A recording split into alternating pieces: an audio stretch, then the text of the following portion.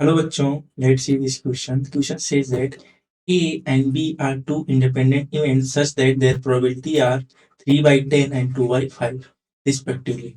The probability of exactly one of the event happening each. Okay, so let me discuss the key concept and then we will proceed further for solving of this problem.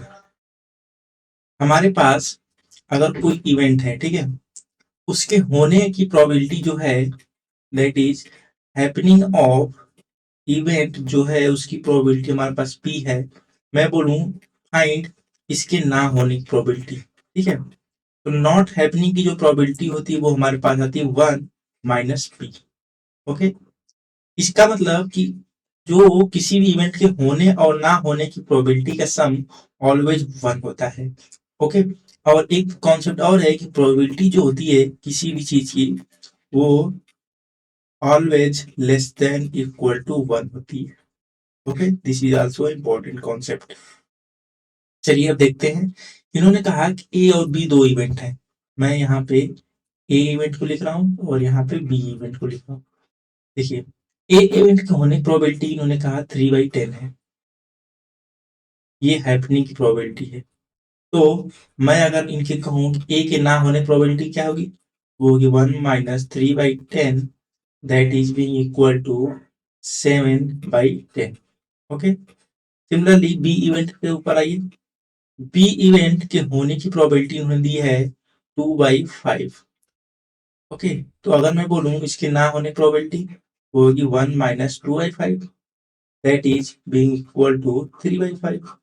अब चलिए, इन्होंने कहा कि exactly one of the event happen, तो क्या क्या condition हो सकती है। कंडीशन हमारे पास हो सकती है कि इवेंट ए हो जाए, हैपन ए।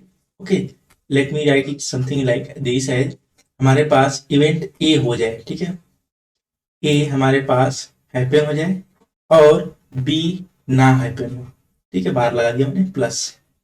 इसके साथ ही बी नेक्स्ट स्टेप में क्या हो जाए, ए ना हो, ए बार और बी आ जाए, ठीक है।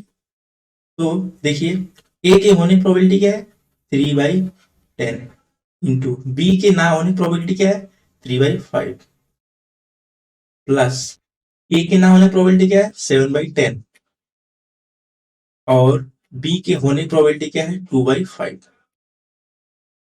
ओके, यहां से आपको दिख रहा है हमारे पास 9/50 प्लस ये हो जाएगा 14/50। ओके, तो यहां से आपको मिलेगा 23/50 एज अ फाइनल आंसर। ये हमारे पास आंसर आएगा। Okay, so let's match the available options. हमारे पास 23/50 दिख रहा है, ये A option. Okay, so A is our final answer for this problem. I hope you understood it very well. Best of luck.